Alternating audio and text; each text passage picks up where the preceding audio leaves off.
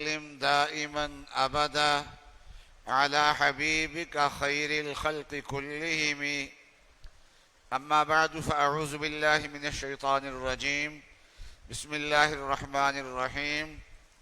والذين إذا أنفقوا لم يسرفوا ولم يقتروا وكان بين ذلك قواما. وقال النبي صلى الله عليه وسلم: الاقتصاد في المعيشة الاقتصاد في النفقة نصف المعيشة. صدق الله العظيم وصدق رسوله النبي الكريم.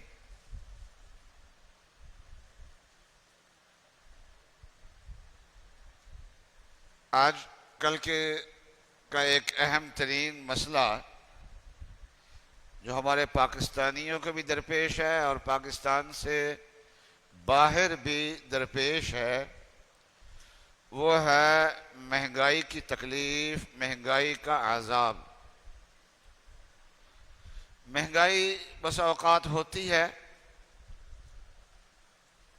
کبھی کبھار ہو جاتی ہے، لیکن پچھلی حکومت کے دور سے مہنگائی جو ہے وہ تسلسل سے بڑھتی جا رہی ہے،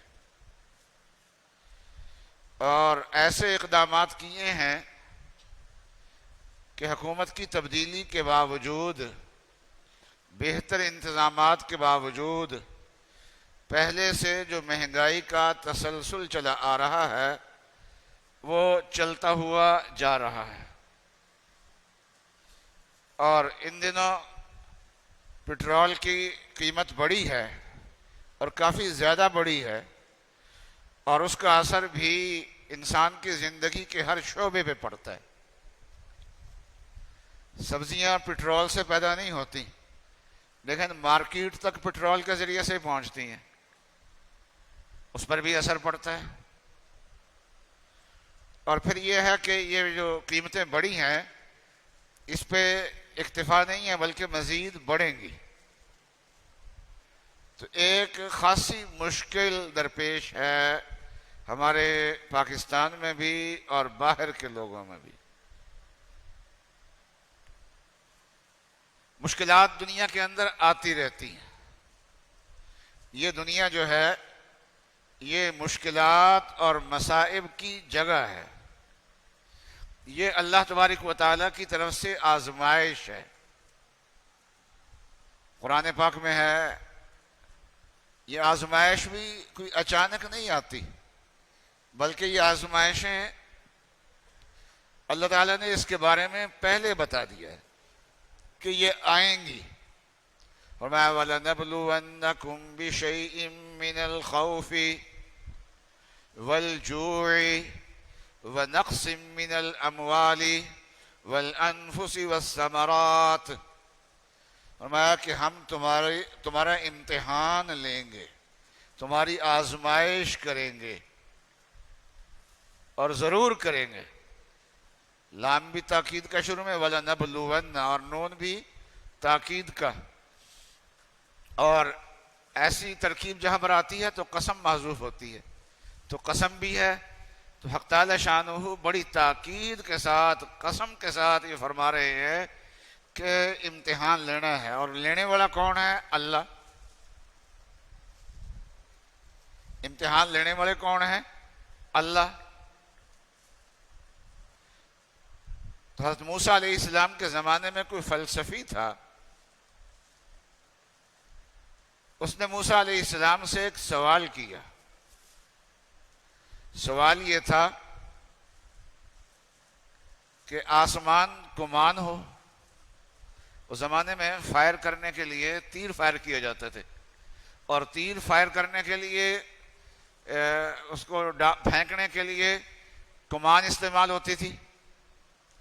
تو آسمان کمان ہو اور مصائب تیر ہوں، اور اللہ تعالیٰ یہ تیر چلانے والے ہوں، اس کمان کے ذریعے سے یہ تیر چلانے والے اللہ ہوں، اور ایسا تو ہونا ہے، اللہ نے چلانے ہیں تیر، تو اللہ نے فرما دیا وَلَنَبْلُوَنَّكُمْ، ہم تمہارا امتحان ضرور کریں گے۔ تو اس فلسفی کا سوال تھا کہ صورتحال یہ پیدا ہو جائے اگر، کیا صورتحال؟ کہ آسمان کمان ہو اور مصائب تیر ہوں اور ان تیروں کو چلانے والے خود اللہ تعالیٰ ہوں، تو بچاؤ کی صورت کیا ہے؟ سوال کرنے والا فلسفی تھا، لیکن جن سے سوال کیا گیا ان کے سامنے تو سارے دنیا کے فلسفی طفل مکتب کہلانے کے بھی قابل نہیں ہے۔ تو موسیٰ علیہ السلام نے فی البدیہہ جواب دیا کہ تیر چلانے والے کے پہلو میں جا کے بیٹھ جاؤ، تیر نہیں لگیں گے۔ جب وہ تیر چلانے والا تیر چلاتا ہے نا، تیر سامنے جاتا ہے، اور جو اس کے دائیں بائیں اس کے پہلو میں چلا گیا، اس کی گود میں چلا گیا، تو اس کو تیر نہیں لگیں گے۔ تو اس طریقے سے اللہ تعالیٰ کی طرف سے آزمائشیں آئیں گی، لیکن جو اللہ کے پاس چلا گیا، اللہ کے نزدیک ہو گیا، اللہ کا ذکر میں لگ گیا، اللہ کی اطاعت میں لگ گیا۔ اللہ کے نزدیک ہونے کا مطلب یہی ہوتا ہے، اللہ کو راضی کرنے کی فکر میں لگ گیا، تو یہ آزمائشیں اس کے لیے نہیں ہیں، اس کو اللہ تبارک و تعالیٰ اطمینان عطا فرما دیتے ہیں۔ وہ اسی دنیا کے اندر رہتا ہے لیکن اطمینان سے رہتا ہے۔ ایک اللہ والے کہنے لگے کہ مہنگائی بہت تھی اور قحط پڑا ہوا تھا، اناج ملتا نہیں تھا، تو ایک نوجوان جو غلام تھا کسی کا،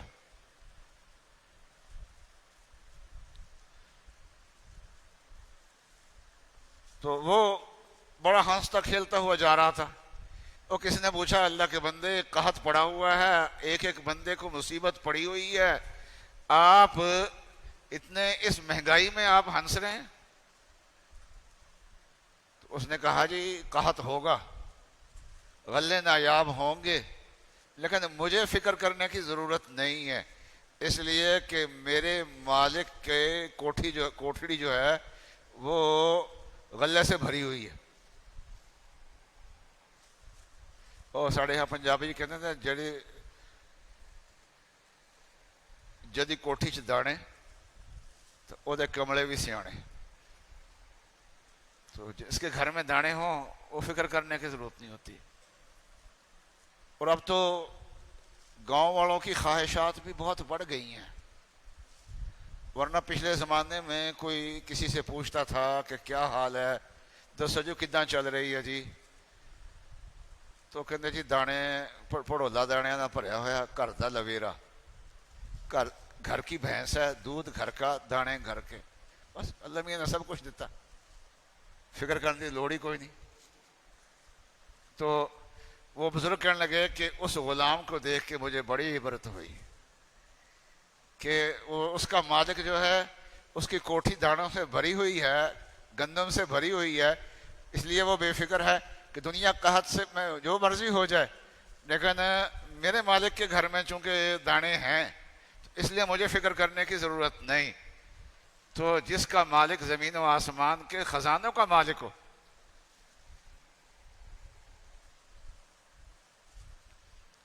تو ایک اللہ والے تھے،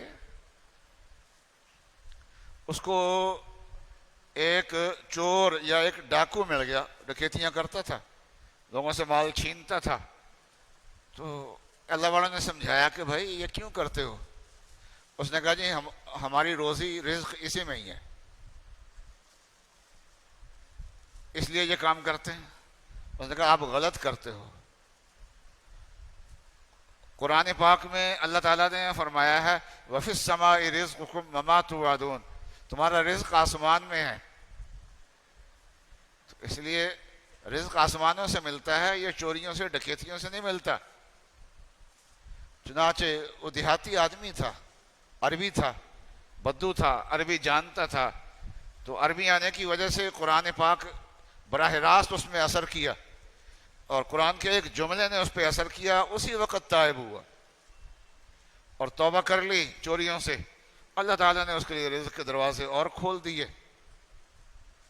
اب ایک عرصے کے بعد اسی اللہ والے سے پھر ملاقات ہوئی اس آدمی کی۔ اب یہ بڑا صالح بن چکا تھا، ڈکیتیاں چھوڑ چکا تھا، چوریاں چھوڑ چکا تھا، وہ اللہ نے اس کے لیے رزق کے دروازے اور کھول دیے. تو اب وہ جب یہ اللہ والوں سے دوبارہ ملا, کہا جی وہ آپ نے آیت سنائی تھی تو اس سے آیت کا کوئی اگلا حصہ بھی سنا دو.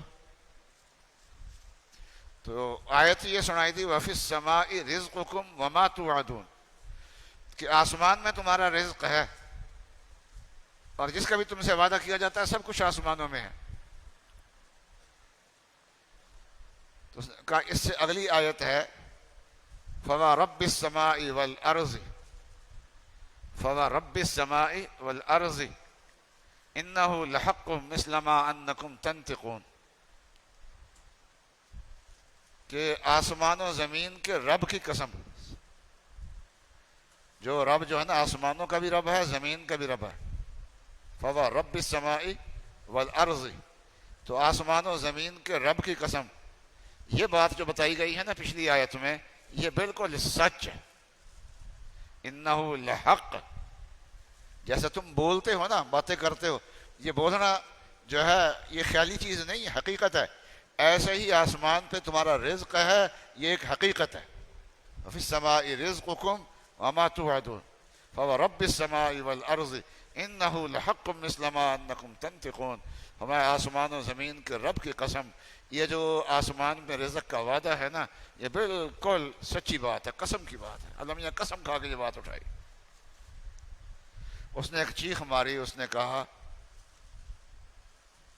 کہ اللہ نے جو بات ارشاد فرمائی ہے کہ آسمانوں میں تمہارا رزق ہے, تو اس بات کا منکر کون ہے کہ اللہ تعالیٰ کو وہ بات قسم کھا کے اس کا سچ ہونا بتانا پڑا؟ ایسا بدبخت کون ہے جس نے یہ انکار کیا اللہ کی بات کا؟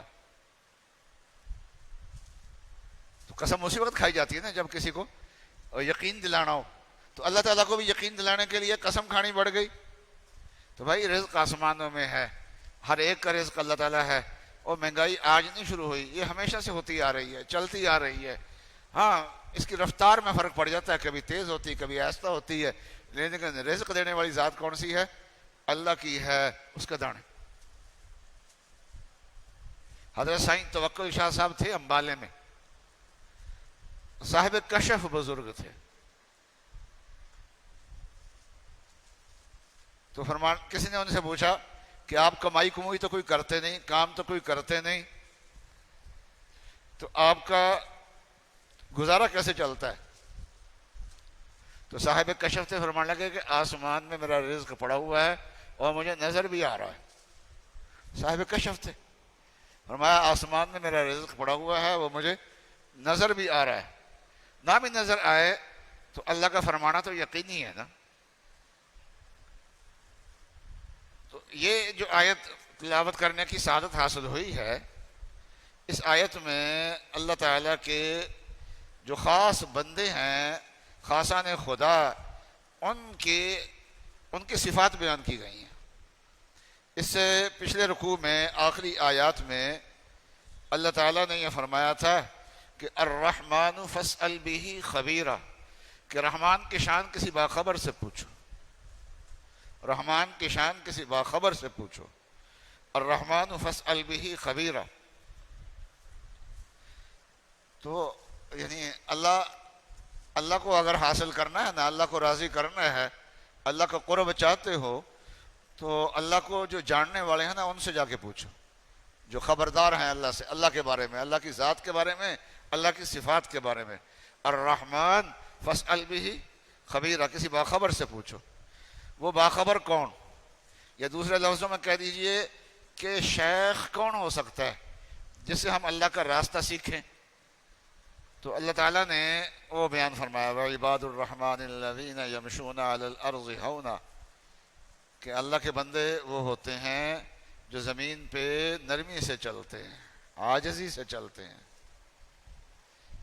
تو سب سے پہلے ان کے اندر عبدیت کی شان ہوتی ہے, پھر تواضع کی شان ان کے اندر ہوتی ہے, پھر کسی سے وہ الجھتے نہیں ہیں بے جا, بلا وجہ بحث و مباحثے میں نہیں پڑتے, جن کی راتیں جو ہیں وہ اللہ کے سامنے سجدہ کرتے ہوئے اور اللہ کے سامنے قیام کرتے ہوئے گزرتی ہیں, اور یہ اتنا کچھ کر کے پھر اپنے آپ کو جنت کا مستحق نہیں سمجھتے, بلکہ اللہ سے یہ کہتے ہیں ربنا اصرف عنا عذاب جہنم، اے رب جہنم کے عذاب سے ہمیں بچا لینا۔ اتنی عاجزی ان کے اندر ہوتی ہے۔ تو ان کی ایک صفت یہ بیان فرمائی کہ جب وہ خرچ کرتے ہیں تو خرچ میں اسراف بھی نہیں کرتے اور خرچ میں کمی بھی نہیں کرتے، بلکہ اعتدال کا راستہ اختیار کرتے ہیں۔ وَكَانَ بَيْنَ ذَلِكَ قَوَامًا، درمیانہ راستہ اختیار کرتے ہیں۔ تو یہ بھی ایک نیکی ہوتی ہے، خرچ میں اعتدال سے کام لینا۔ خرچ میں اعتدال کیا ہے کہ جہاں ضرورت ہے وہاں اپنی حیثیت کے مطابق خرچ کیا جائے اور لغویات پہ خرچ نہ کیا جائے، فضول خرچی سے بچا جائے۔ فضول خرچی کے لیے قرآن پاک میں عربی زبان میں 2 لفظ آتے ہیں اور دونوں قرآن پاک کے الفاظ ہیں، ایک اسراف اور ایک تبذیر۔ اسراف یہ ہوتا ہے کہ خرچ تو وہیں کر رہے ہیں جس میں ضرورت ہے، لیکن ضرورت سے زیادہ خرچ کر لیتے ہیں، تو یہ بھی منع ہے۔ ان اللہ لا يحب المسرفین، اللہ تعالیٰ اسراف کرنے والوں کو پسند نہیں کرتے۔ بھی ضرورت کی جگہ پہ ہی خرچ کر رہا ہے لیکن ضرورت سے زیادہ خرچ کر رہا ہے، جتنے خرچ سے گزارا ہو سکتا تھا اس سے زیادہ پہ۔ میرے شیخ شفیق الامت حضرت مولانا حاجی محمد فاروق صاحب رحمۃ اللہ علیہ فرمایا کہ میں ایک زمانے میں اپنی دکان پہ بیٹھا کرتا تھا، تو دکان پہ ملنے کے لیے کچھ دوست آ گئے، تو کہنے لگے کہ میں نے دوستوں کی مہمانی کرنے کے لیے ان کو بھی چائے کی دکان پہ لے گیا، اور اس زمانے میں حضرت مفتی عبدالحکیم صاحب رحمۃ اللہ علیہ، اس وقت جو مفتی عبدالرؤف صاحب ہیں ان کے والد ماجد بہت اونچے درجے کے بزرگوں میں سے تھے، وہ اس وقت مٹھائی کی دکان پہ خود بیٹھتے تھے، ان کی اپنی مٹھائی کی دکان تھی۔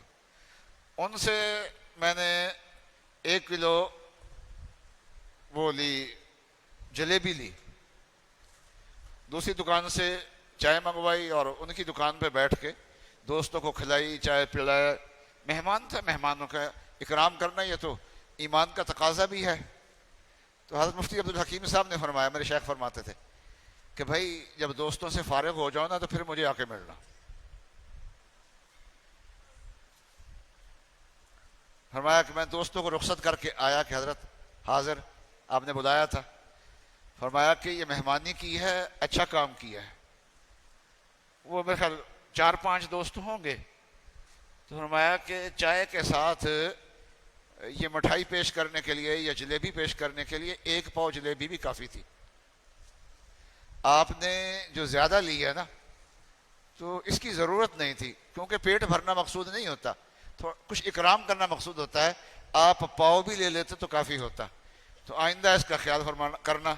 فرمایا کہ اس وقت یہ احساس ہوا کہ جہاں خرچ کرنا چاہیے اس جگہ خرچ کرنے میں خرچ تو ٹھیک ہے، لیکن یہ ہے کہ ضرورت سے زیادہ خرچ کر دیا۔ ایک جگہ حق تعالیٰ شان فرماتے ہیں کلو وشربو، کھاؤ اور پیو، ولا تسرفو، لیکن اسراف نہ کرو، ضرورت سے زیادہ نہ کھاؤ پیو۔ تو اسراف تو یہ ہوتا ہے کہ ضرورت پہ خرچ کر رہا ہے لیکن ضرورت سے زیادہ خرچ کر رہا ہے، جیسے اس کی مثال میں نے آپ کو دی ابھی کہ مہمان نوازی کے لیے انہوں نے فرمایا 1 پاؤ کی جلیبی بھی کافی تھی، آپ نے 1 کلو لے لی، یہ ٹھیک نہیں کیا، سبق دیا انہوں نے۔ اور تبذیر یہ ہوتا ہے کہ گناہ کے کاموں میں خرچ کرے، جہاں خرچ کرنے کی ضرورت نہیں ہے وہاں خرچ کرتا ہے، ایک چیز کی ضرورت ہی نہیں سرے سے، وہاں بلا وجہ خرچ کرتے جا رہے ہیں۔ جوتی پاؤں میں ہے اور بس وہ دکان کے پاس سے گزرے ہیں، تو یعنی شاپنگ جو ہے نا یہ ایک مستقل کام ہے۔ ہم تو یہ سوچتے ہوتے تھے کہ کسی چیز کی ضرورت پڑی تو بازار سے جا کے خرید لاؤ ضرورت کی بنیاد پہ، لیکن آج کل شاپنگ جو ہے نا یہ ایک مستقل کام ہے، بلا ضرورت بھی جیب میں پیسے ہیں تو بلا وجہ چیز خرید رہے ہیں، اس کو کہتے ہیں تبذیر۔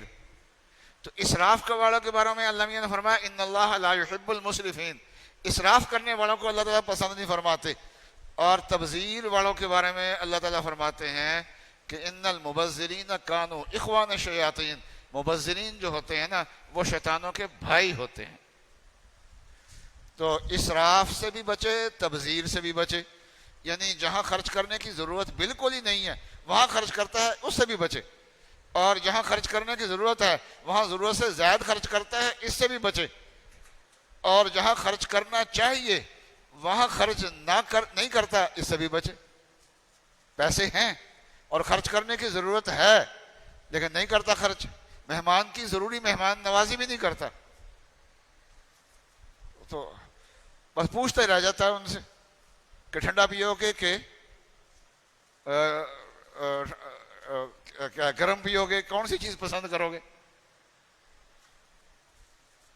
تو بعض مہمان بھی بڑے ہوشیار ہوتے ہیں، وہ کہتے ہیں جی کھانے سے پہلے ٹھنڈا پلا دو، کھانے کے بعد چائے پلا دینا. وہ دو چیزوں میں سے ایک کا پوچھ رہا تھا، اس نے تیسری چیز بھی شابت کر لی. تو بعض لوگ مہمان بھی ہوشیار ہوتے، تو ایسی جگہ خرچ نہ کرنا جہاں خرچ کرنا ہے اور استطاعت بھی ہے اس کے اندر، اس کو کہتے ہیں بخل، کنجوسی. تو اللہ والے کا راستہ کون سا ہوتا ہے؟ فرمایا کہ وہ اسراف سے بھی بچتے ہیں، تبذیر سے بھی بچتے ہیں، بخل سے بھی بچتے ہیں.